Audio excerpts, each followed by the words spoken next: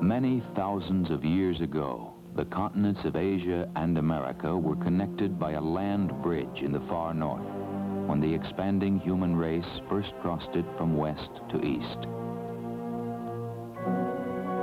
Across Siberia, across spits of land later submerged by melting polar ice, across what is now Alaska, southward and eastward, came the ancestors of the American Indians, Eskimos, and Aleuts. As they had been in Asia, the earliest of these peoples were nomads, hunters and fishermen. They moved swiftly over countless icy mountain passes and surging rivers in pursuit of the magnificent game of the virgin continent, theirs in abundance for the taking. These were the weapons with which they took them and used them. These finely crafted stone implements have survived in the abandoned campsites of their long exploration. They are still found today. It is awesome to recognize in a stone spearhead a link with those adventurous men and women who were the first human beings to see the coast redwoods, to conquer the Rockies,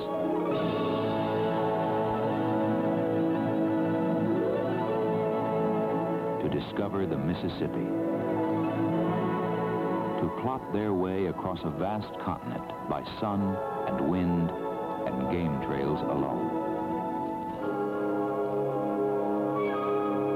Over the centuries, the various tribes established themselves in virtually every corner of North America. In time, some of the early peoples adapted to life in settled villages and began raising crops.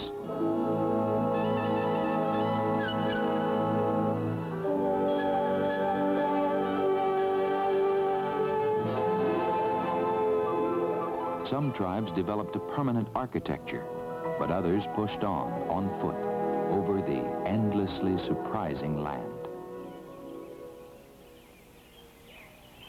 All lived in intimate contact with nature, closely dependent on the animals, fish, and plants, which the people accepted as gifts from the sea and the land and the sky. And their reverence for these gifts, which nature continually renewed, became the basis for new forms of art. The riches of the land were explored with an inspiration that was both practical and creative. The skins of animals provided garments for the people. So did the spinning and weaving of cotton or mountain goat wool. Everywhere, grasses, roots, and bark were plaited, twined, or coiled as containers for the home and the trail. In the settlements, even the earth itself was formed and fired as vessels for food and water.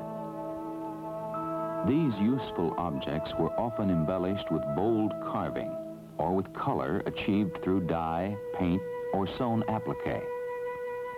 Many enrichments expressed the people's deepest beliefs and time-honored customs, their religious concepts, their myths and folk tales of culture heroes,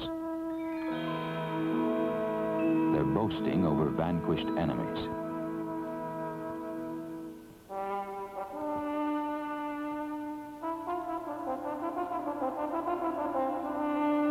But the centuries-old adjustment of the people to their lands was abruptly confronted by the European discovery of America and the introduction of vastly different concepts of life brought by new peoples from across the seas.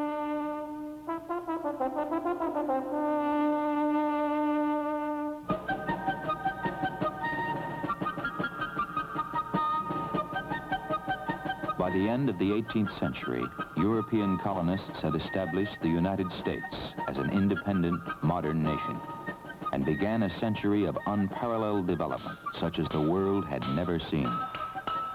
They built factories for production and cities for commerce.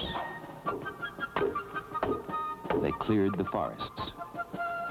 They plowed the land. They slaughtered the wild buffalo and replaced them with domesticated animals. And they stitched the land together from Atlantic to Pacific with new ways of transportation.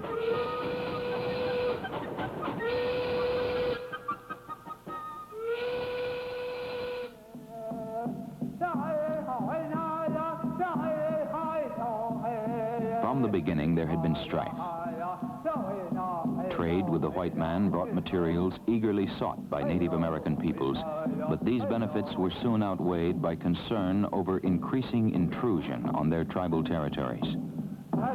The Native American was not always impressed with the white man's innovative technologies. And so the westward expansion of the United States during the 19th century could only end in the ultimate confrontation.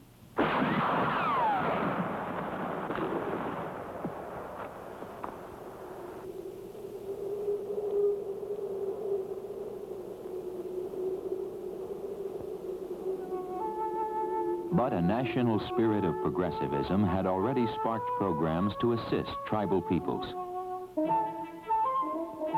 In 1879, this group of Sioux youth entered the New Carlisle Indian School in Pennsylvania.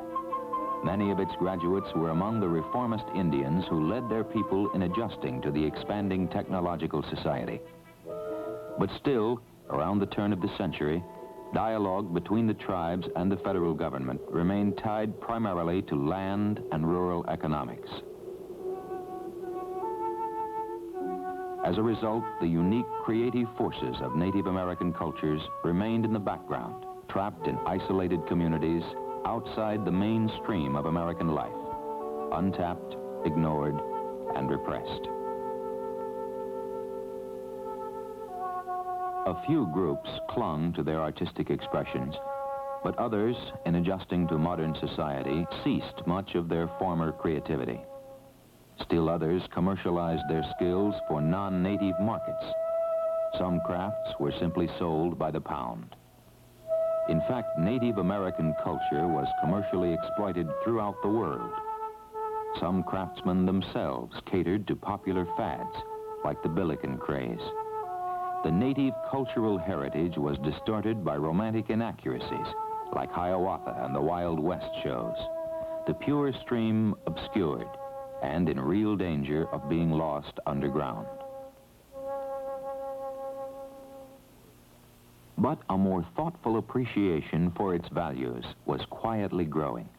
Anthropologists were documenting the historic customs and beliefs of the various tribal peoples. Museums began collecting native cultural objects and displaying them for study by newer generations. In 1935, in the Depression, the Congress founded the Indian Arts and Crafts Board to encourage the development of the arts among Native American peoples.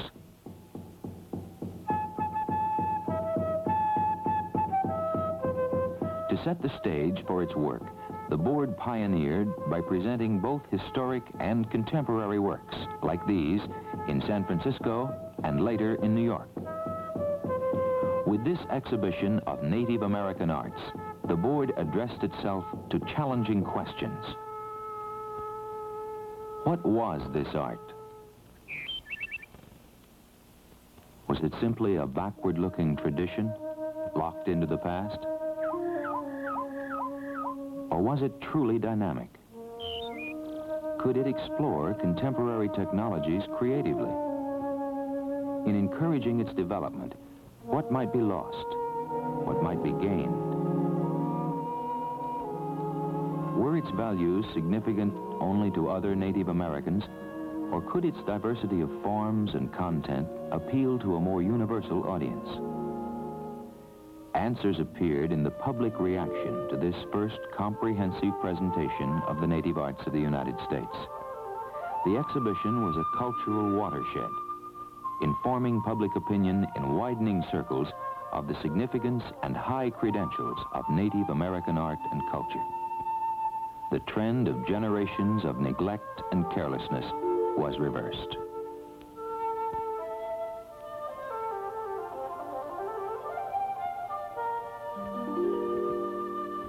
The board encouraged craftsmen to conduct temporary training programs in communities where craft production had virtually ceased. In the new atmosphere of respect and public interest, workmanship and creativity returned dramatically. In basketry, in carving, beadwork,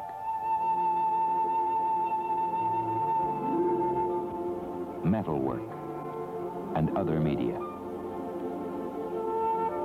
Just as important, the board assisted in organizing the first craft marketing enterprises directly owned and operated by the craftsmen themselves.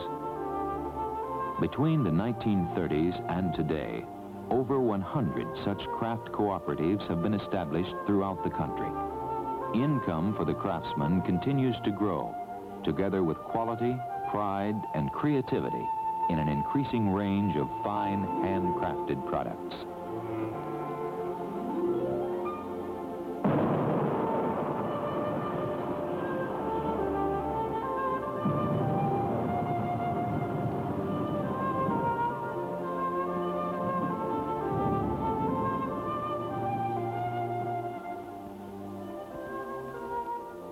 The vitality of Native American arts today reflects a renewal of pride in being Indian or Eskimo or Aleut as tribal peoples seek self-identification in the contemporary world. Often they find it by reaffirming the values of their traditions, by continuing ancient religious expressions like Kachina dolls. Some find it in the development of a new intertribal religion with its ceremony and sacramental objects. Others by revival of old ceremonials like the Sioux Sun Dance. Ancestral forms of music created by the drum and other percussion instruments, often blended with the human voice, especially proclaim pride in the old ways and the strength of traditions. And everywhere, music is accompanied by dancing. Social clubs, political groups, church societies, veterans groups, any kind of organization provides the opportunity. But the real reason for dancing is the sheer delight of it.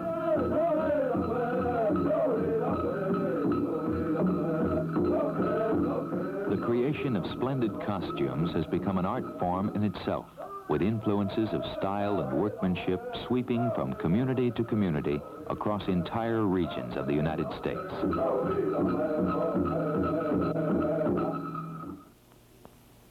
In any art of any culture in history, it has always been impossible to separate absolutely the influence of the whole culture from the unique influence of the individual.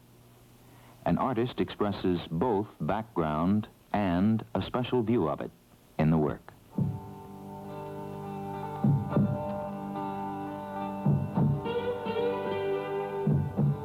An individual whose work is good can often inspire and teach others in the community. Many have done so and proved that neither the traditions nor the vitalities of the artists have lost their relevance or energy. Many artists are self-taught or learn their skills at the hands of their elders. Others have pursued the values and won the credentials of formal educations in the arts. Some native artists consciously strive to be faithful to the past. Some just do what they love.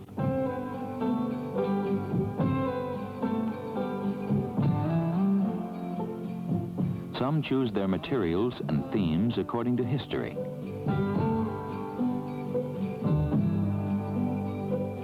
Some are instinctive, never looking back. Like all other artists, they do what they know and what they care about, and uniquely.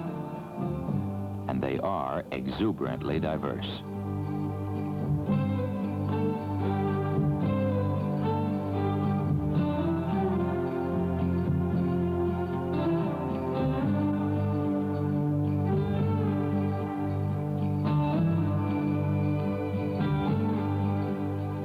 What these many individuals accomplished on their own prompted the Indian Arts and Crafts Board in 1962 to recommend the founding of the Institute of American Indian Arts in Santa Fe, New Mexico.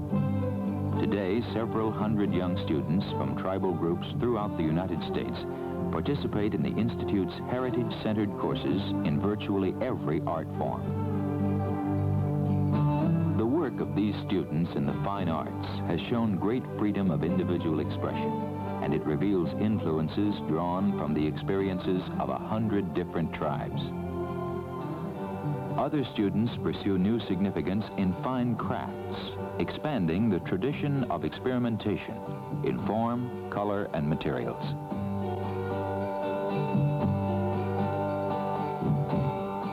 The experimental amphitheater on campus is used in the Institute's developing programs in the performing arts. In addition, though English is a second language for many students, some of their writing has drawn critical praise, and several volumes have been published.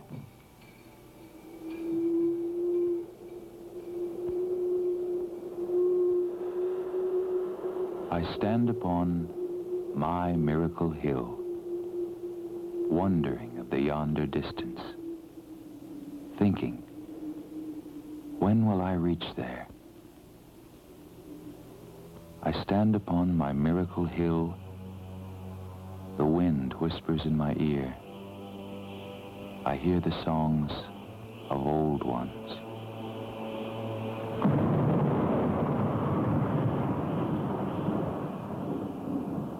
Hearing the songs of old ones, wondering of the yonder distance. These two lines of an Institute student's poem express the influences felt by all artists, but especially Native Americans. Respect for those who have worked before them, the songs of old ones, and a sense of awe at the yonder distance, the limitless possibilities always open to the creative person.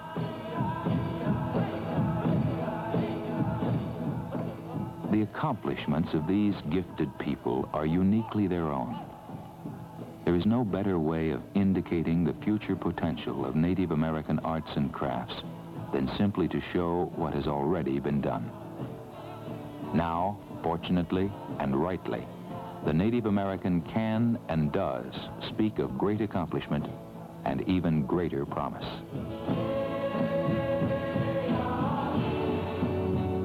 The opportunity to move further toward realizing that promise encourages the Native American toward creating the institutional tools that will be necessary. Important beginnings have been made. Pursuing those beginnings must now become the concern of all individuals and agencies involved in the arts today. For art needs exposure to the light and air of public view, encouragement, and support. As Americans move toward a growing respect for differing ethnic backgrounds, all of us have come to realize the interest we share in the unique cultural roots of the Native American, that Native artists and craftsmen have enriched the lives of us all. As they continue their creative explorations in the new technologies of our times and develop new institutional concepts to support them, they will make a contribution greater than the sum of the old and the new.